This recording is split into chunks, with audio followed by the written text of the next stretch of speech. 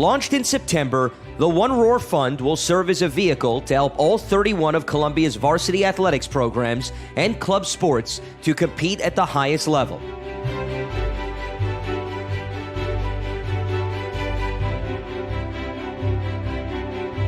We remain committed to providing our student athletes with the best resources available to help them achieve their goals.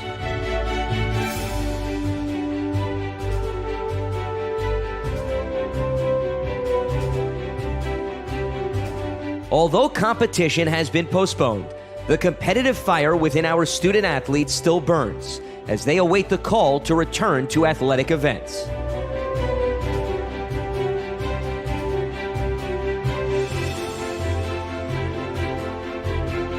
One Roar will provide our 700-plus student athletes with the necessary resources to stay in prime shape, mentally sharp, and above all, healthy and safe, as we await the continuation of Ivy League play.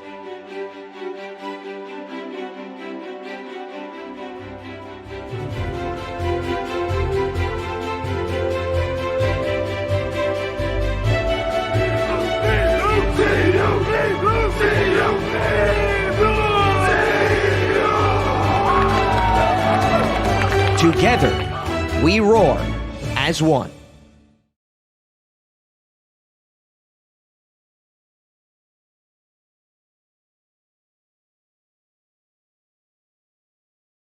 Welcome back, everybody.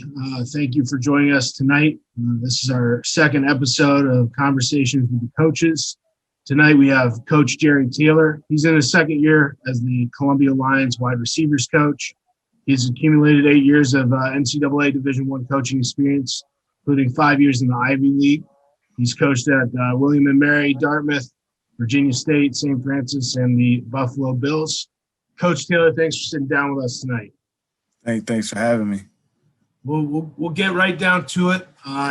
You're asking each one of the coaches what they're looking for in recruits at their position. So what are you looking for in recruits at the wide receiver position for the Lions?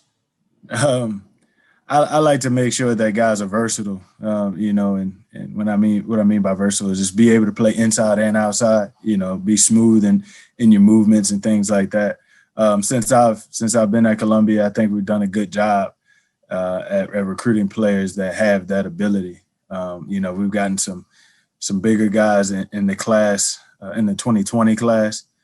We also got some guys in that class too that are a little bit, smaller per se, and then the same with the 2021 class. Got some tall guys, but we've gotten guys that are again versatile in their movements, and that's the key to everything.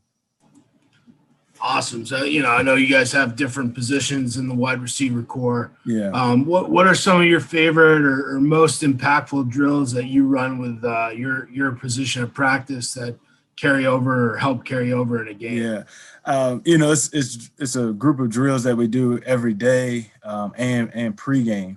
So on the field right before the game starts, that I could easily say, but I actually think my favorite are the blocking drills that we do. Getting guys physical, making sure they're mentally prepared to take on the physical aspect of the game. It's easy to run out and catch balls. They've been doing that, pretty much their whole career from Little League up, but really getting them physically ready, prepared for the game is a big deal. Awesome. And, obviously you're very passionate about the wide receiver position. Yeah. Well, what do you love about the wide receiver group? Yeah, and Greg, that we call ourselves the flight crew. So that's something that we really try to represent on a daily basis. And the biggest thing is that it's all about accountability and trust within the group. Just knowing that no matter who's in the game out of the group, that they'll go on the field and represent each other, represent me, obviously, and that I'm giving them 100% of me all the time as well. I don't want them to feel like, I'm just a coach. I want them to feel like I'm a mentor on and off the field. But as long as those guys are going hard and giving me 100% all the time at practice, during the game, obviously, but again, off the field, socially as well, just being accountable. I think that's what we try to represent the most. Gotta love the flight crew. Yeah. You've been at Columbia 2 years now. Yeah. Obviously, this last year has been a little wild with the pandemic and working from home. But what is something unique about Columbia or New York City that when you got here you wouldn't have thought of or maybe had a misconception about? I think the biggest things are the misconceptions. Obviously spending a lot of my career at Dartmouth, we saw it from the outside, and it was easy to say, it's hard to navigate the city to recruits and things like that. Don't do this. You don't do these kinds of things at Dartmouth. It's straightforward. But at Columbia, man, I've learned that it's actually easy to navigate the city once you get used to just how your schedule and how it works within transportation and things like that. The bus system, you can't beat that. The shuttle system that we have, for the student athletes up to the fields and things, that's pretty awesome. And we've given recruits and families a safety valve with that because they know that they're being taken care of basically around the clock. So that's been one of the most positive things, in my opinion, being a part of Columbia and Columbia football. Gotta love the MTA. Yeah. So you've been here long enough to find a favorite place to eat. What's your favorite place or a couple of your favorite places to eat in New York City? It's funny because you're the one that turned me on to Los Tacos #1.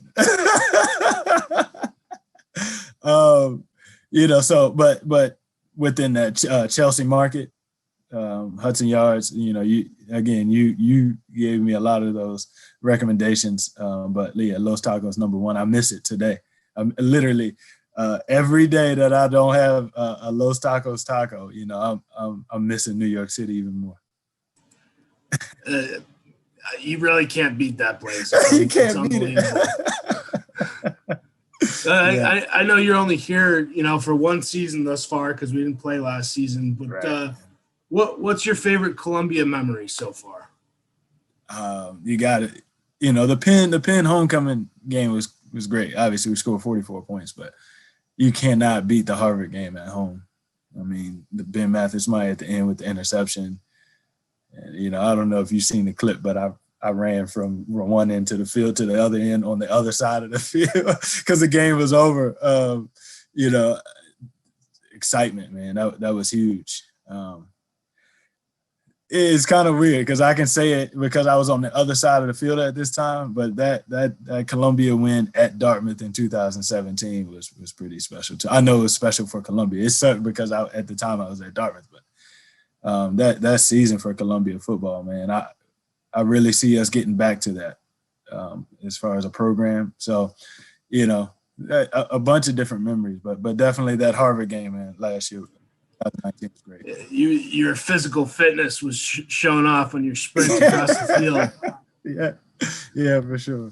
We're trying to get the fans to know our staff a little bit. Do you have any hidden talents or hobbies that our staff or the alums or even your position might not know about? It's crazy. My guys know a lot about me, but I love to cook. So I guess if that's a talent or hobby, outside of that, it's all football. But I love cooking. So that's something that, when I get the opportunity, I was really planning on it this past year for my position group. But when I get the opportunity, I definitely like to cook for those guys and, just have some camaraderie and, make them tighter as a group. We just had Coach Mack on last week, and you may have seen he said he got into smoking meat. So that was his thing. It sounds like we got a pretty good culinary staff. Yeah, a little cook-off going on. Well, Coach Taylor, that's all I have. Okay. I'm just letting the coaches kind of close it out. If you have any final words for the alumni or fans, floor is yours. Obviously 2020 was difficult for everyone and kind of the beginning of 2021 as well. I just hope all of our alumni and fans are doing well and continuing to fight through the pandemic. But we're excited to put a good product on the field in 2021. And, I hope everyone gets the opportunity to watch, if not attend, Now that we've heard from Coach Taylor, let's switch over to someone who's played for him and been in his position room for the past couple of years.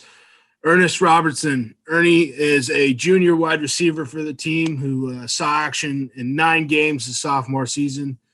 Ernie, thanks for sitting down. It's good to see you. Great to see you. Yeah. So tell us what is it like to play for Coach Taylor? What's his position meeting like? What's he like at practice and on game day? One word I guess I would use to describe Coach Taylor and his coaching techniques is definitely upbeat. It's an upbeat family. We try to keep the intensity up all the time on the field during game days. In meeting rooms, it's a similar way. It's very much that's when the family aspect comes out a lot. We're just making sure we're getting through film, all the stuff we need to get through. But you can also tell there's this natural banter that makes the group a lot closer than I think it otherwise would be. So Coach Taylor definitely instilled that in us on the first day. He was like, guys, my motto is going to be call me if you need me, and we're a family. So that's something he's really stuck by and something we like to live by. Awesome. And you may get lost in the commotion of game day, but do you have any insight on what he's like on game day, what he's like on the sideline? Coach, there's 2 coaches. There's practice coach intensity, and then there's game day Coach Taylor intensity. I think you could ask anybody on the team. You get game day Coach Taylor intensity. It changes your mood. You go into that game ready to knock somebody out. So he has this intensity during game days that not only rubs off on our position group, but everybody who's listening into our little meetings before the game. So it's definitely a unique experience. Awesome. Well, thanks for sitting down with us. We'll hope to see you soon, man. Yeah, hope so. Looking forward to it. Next Thursday on Conversations with the Staff, we'll sit down with linebackers coach Justin Stovall.